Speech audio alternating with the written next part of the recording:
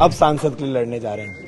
कितना टफ रहने वाला है और किस प्रकार से काम करेंगे। बिलासपुर सीट को साहू बाहुल्य क्षेत्र माना जाता है, साहूलों का गढ़ माना जाता है और आपके सामने जो प्रत्याशी है वो साहू है, तो किस प्रकार से उनसे चुनाव लड़ेंगे। बाहरी बाहरी का एक नारा लगना शुरू हो चुका है कि बाहर से आ रहे हैं चुनाव लड़ने के लिए, उससे किस प्रकार से डील करेंगे। लोकसभा चुनाव की उल्टी गिनती शुरू हो चुकी है और एक सीट बिलासपुर, जिसको लेकर एक नाम बार बार चर्चा का विषय बन रहा था, देवेंद्र यादव, मगर लिस्ट नहीं आ रही थी। आज कांग्रेस ने एक लिस्ट जारी की है जिसमें देवेंद्र यादव का नाम लोकसभा सीट के लिए बिलासपुर के लिए चयनित किया गया, उन्हें प्रत्याशी बनाया गया है।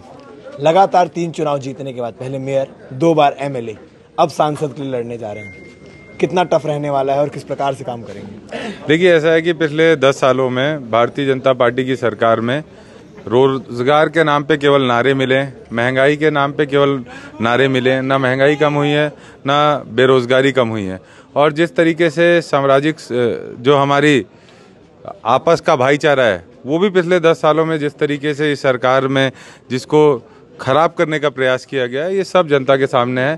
प्रोपेगेंडा की सरकार है, तो बहुत बड़ी कोई चुनौती नहीं है। मुझे लगता है इस बार देश के अंदर इंडिया गठबंधन की सरकार बनेगी, मुझे ये पूरा विश्वास है। आम जनता बेरोजगारी, महंगाई से त्रस्त हो चुकी है। जो मिडिल क्लास फैमिली है वो आज के समय उसके सर्वाइवल में दिक्कत हो रही है, क्योंकि योजनाएं ऐसी हैं जो केवल भार देती है और नारे बड़े हैं, लेकिन आम जनता की जेब पे जो फर्क पड़ना चाहिए, जो उनको राहत होनी चाहिए, वो राहत पिछले 10 साल में केंद्र की सरकार देने में विफल हुई है।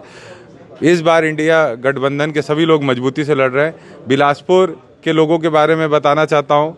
बिलासपुर के लोग बहुत ही जागरूक, सम्मानित लोग हैं और मेरे लिए ये बहुत बड़ी बात है कि बिलासपुर की धरती, माँ महामाया की धरती पे मुझे आगमन करने का और वहाँ उनके लिए सेवा करने का मौका मिल रहा है, चुनाव लड़ने का मौका मिल रहा है। जिस तरीके से भिलाई है, भिलाई पूरा भिलाई हमारा परिवार है, परिवार जैसे हम लोग यहाँ पे रहते हैं। मैं भिलाई को अपनी मातृभूमि कहता हूँ, तो बिलासपुर हमारी कर्म भूमि रहेगी। मजबूती से जाएंगे, मजबूती से चुनाव लड़ेंगे और लोगों की जो भावना है उसके आधार पर वहाँ पे काम करेंगे। बिलासपुर सीट को साहू बाहुल्य क्षेत्र माना जाता है, साहूलों का गढ़ माना जाता है और आपके सामने जो प्रत्याशी है वो साहू है, तो किस प्रकार से उनसे चुनाव लड़ेंगे। मैं भारतीय जनता पार्टी और अन्य जो भी दलों से लोकसभा का चुनाव लड़ने जा रहे हैं लोग, सभी का सम्मान करता हूं।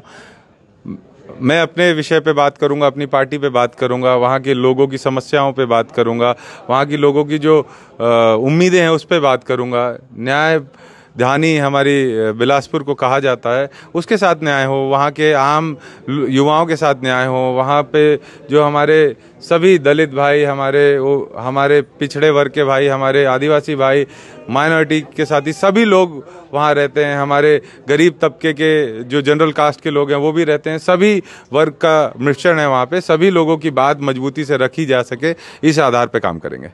एक आखिरी सवाल लेना चाहूँगा आपसे कि आपका नाम अनाउंस होने के बाद वहाँ बाहरी का एक नारा लगना शुरू हो चुका है कि बाहर से आ रहे हैं चुनाव लड़ने के लिए, उससे किस प्रकार से डील करेंगे।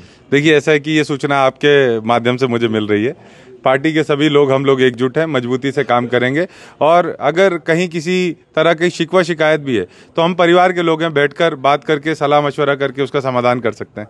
टिकट के लिए देवेंद्र यादव ने कहा था या फिर पार्टी आला कमान से आदेश आया है तो देवेंद्र यादव चुनाव लड़? हम सब पार्टी के कार्यकर्ता हैं, पार्टी के मार्गदर्शन में हम लोग चलते हैं। हमारे जो भी नीति हमारे जीवन की तय होती है तो हमारी जनता करती है और पार्टी करती है और ऊपर वाला करता है। तो मैं इस पर बस इतना ही कहूँगा।